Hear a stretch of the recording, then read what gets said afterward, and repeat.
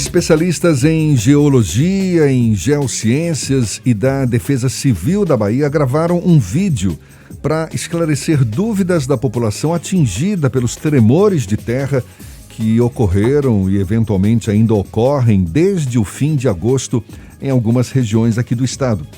Um esclarecimento sobre as causas desses eventos sísmicos, os procedimentos básicos necessários durante os abalos e sobre como aprender a conviver com esses fenômenos. E a gente também quer saber mais sobre o assunto. Para isso, a gente conversa agora com o geólogo e professor da UFES, Universidade Estadual de Feira de Santana, Carlos Uchoa, mais uma vez conosco aqui no Issa Bahia. Seja bem-vindo. Bom dia, Carlos. Bom dia, Jefferson. Bom dia, Fernando. Bom dia a todos. Obrigado por mais esse convite e por estar fazendo com que eu possa mostrar a ciência, né, que eu professo, que é a geologia, as geociências, para toda a comunidade. Isso é muito importante. Muito maravilha, obrigado. Maravilha. Um prazer tê-lo aqui conosco mais uma vez. E a gente lembra, a gente conversou logo depois dos primeiros abalos, não foi? Isso. Início de setembro, me parece? Setembro, exatamente. Na época a gente falava que é um fenômeno natural, que aqui no caso não haveria motivos para muito alarde, porque apesar de que a magnitude daquele primeiro abalo foi alta, né, de 4,6, se não me engano, era uma magnitude alta. E agora, em Uchoa, o que tem de novidade? Porque surgiram novos abalos, é natural que muita gente tenha se sentido, sei lá, amedrontada, não é? Porque não é um fenômeno que a gente vivencia todos os dias, mas qual foi a principal mensagem que vocês procuraram passar nesse vídeo gravado em conjunto aí por vários especialistas? Bem, principalmente a mensagem de tranquilidade, para que a população das cidades atingidas, elas possam entender que esse processo ele já ocorre na região do Recôncavo há muito tempo. E nós, sabendo disso, enquanto especialistas nessa área, nós temos que passar para eles o conhecimento básico de por que ocorre. Então, a primeira mensagem do vídeo é exatamente essa, o porquê que ocorrem esses terremotos na Bahia, e de tranquilizá-los, né? Então, começa o vídeo comigo, falando sobre as causas.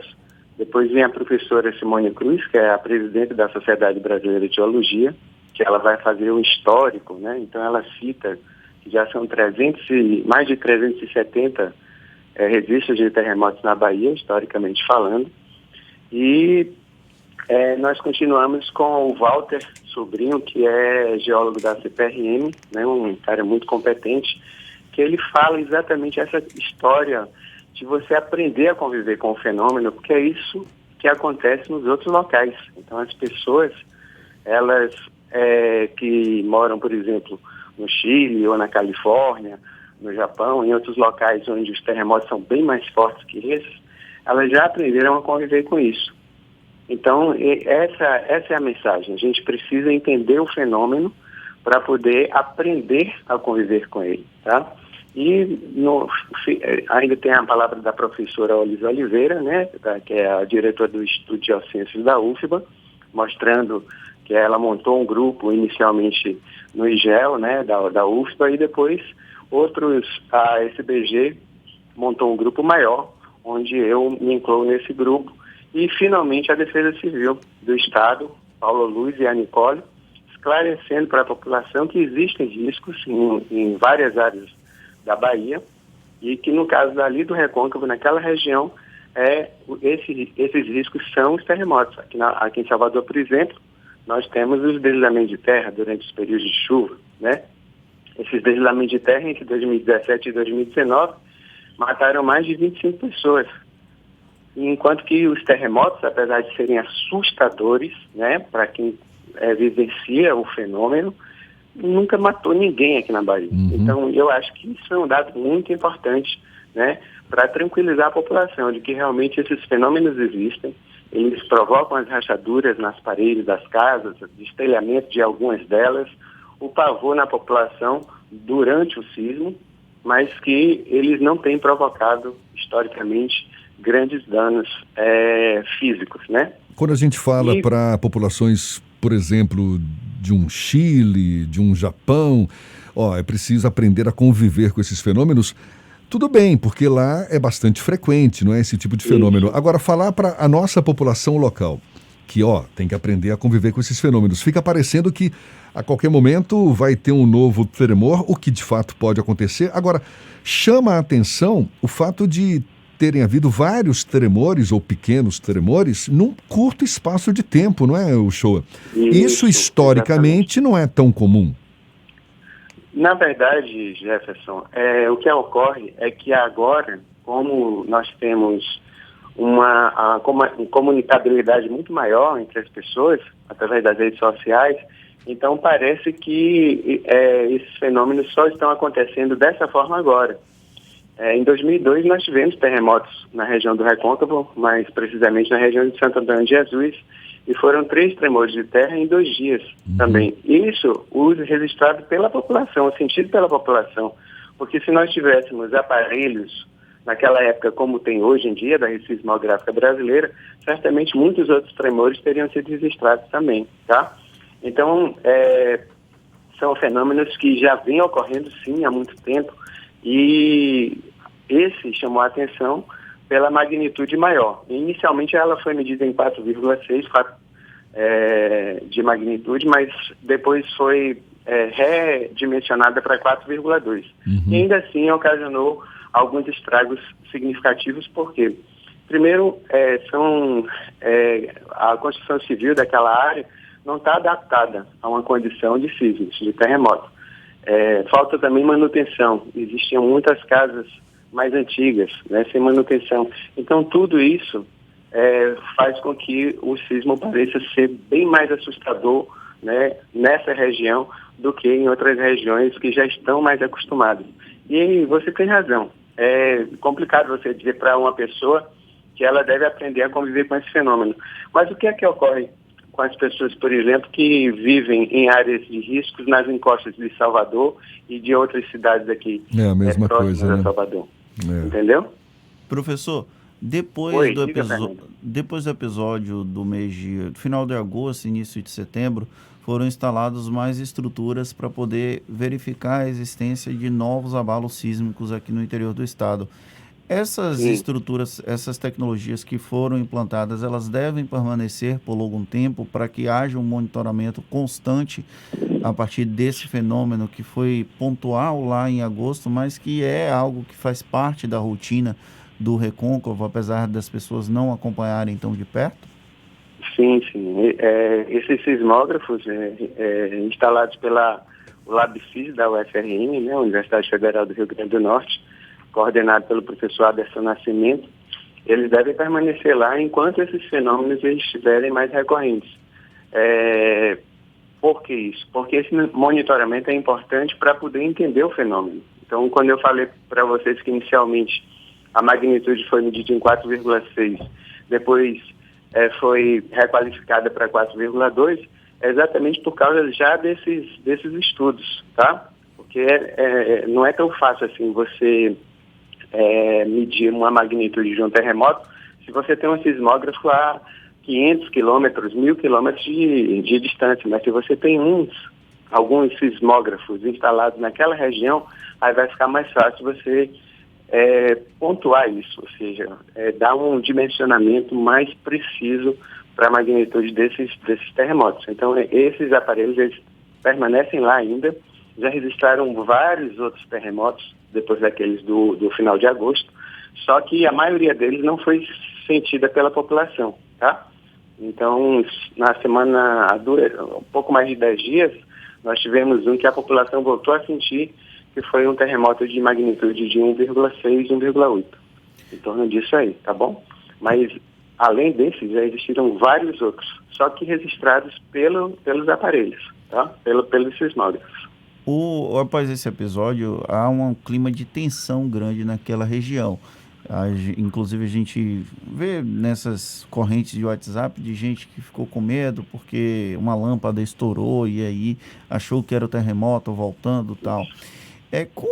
Qual é a estratégia que o senhor acha mais adequada para tranquilizar a população, dizendo, olha, isso aí faz parte da terra, não temos como lutar contra, não é uma intervenção divina, mas a gente precisa aprender a lidar com ela. Qual a melhor estratégia para isso, professor? A melhor estratégia é estar junto com a população. E é por isso que nós lançamos esse vídeo, para mostrar para a população que nós estamos juntos. Nós não somos só cientistas que estamos buscando o fenômeno ou estudando o fenômeno.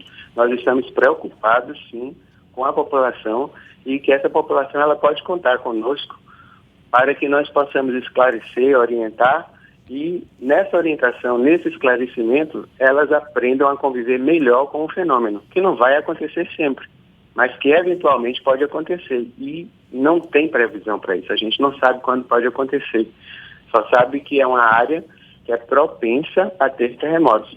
Então, esses esclarecimentos e mostrando também esses dados históricos que eu já falei, de que nenhum terremoto na Bahia chegou a tirar a vida de pessoas, tá? Eu acho que isso já dá uma tranquilidade para elas saberem que até agora, né, os fenômenos eles estão ocorrendo, mas eles não têm tido uma dimensão suficiente para ocasionar perdas de vidas, por exemplo, tá? Então, eu acho que isso dá tranquilidade. É a mesma coisa, a Defesa Civil ela está fazendo bem esse papel, né? A coordenadora desses eventos lá, a Nicole, tá? Ela tem trabalhado com isso. Então, no final do nosso vídeo, ela mostra quais são os procedimentos básicos, né, que as pessoas devem ter durante esses tremores. Então, esses esclarecimentos são importantes. Existem já trabalhos planejados, né, para que a gente possa difundir isso mais nas cidades lá atingidas e em outras regiões que, porventura, possa ter a ocorrência de sismos também. Tá? Aqui na Bahia, essa região do Recôncavo é a região que a gente chama de região sismogênica, né, que é uma região propensa a ter sismos. E isso é histórico. Tá? E é por isso que a gente precisa esclarecer para que as pessoas possam entender e saber como conviver com esse fenômeno. Professor, essa dificuldade de se prever a ocorrência de fenômenos com antecedência, né, de fenômenos sísmicos com antecedência, por que essa dificuldade até hoje? É falta de tecnologia mesmo ou é um exemplo típico de capricho da natureza? Jefferson, isso é uma coisa que eu não sei se vai chegar um tempo em que a ciência e a tecnologia vai ser suficiente para prever o terremoto. Então, possa até ser que isso aconteça, mas é muito difícil. Por quê? Porque isso envolve um processo muito mais amplo, né? Lá no início do vídeo eu explico, né, que a nossa Terra, a litosfera da Terra, que é a parte mais rígida do nosso planeta e a mais externa da Terra, ela é dividida em várias placas tectônicas e elas estão se movimentando e esses movimentos eles não são tão uniformes assim. Em alguns lugares as placas vão se movimentar com mais velocidade e outros com menos velocidade e isso vai originar o acúmulo de energia. E esse acúmulo de energia, infelizmente, ele não pode ser medido, ele não pode ser identificado. A gente sabe que, por exemplo, na Califórnia tem a falha de Santo André, já aconteceram vários terremotos lá, tá? E até hoje eles têm uma tecnologia incrível, mas eles não conseguem prever quando é que vai ser o próximo grande evento, né? Que pode destruir uma cidade inteira, como já destruiu a cidade de São Francisco em 1906, ou seja, no início do século passado. Nesse mesmo período, no início do século passado, aqui no Recôncavo nós tivemos vários terremotos, né? Mais ou menos com essa magnitude que teve agora no dia 30 de agosto, lá na região de São Miguel das Matas, Mutuípe e Amargosa. Então é difícil, não tem como, infelizmente.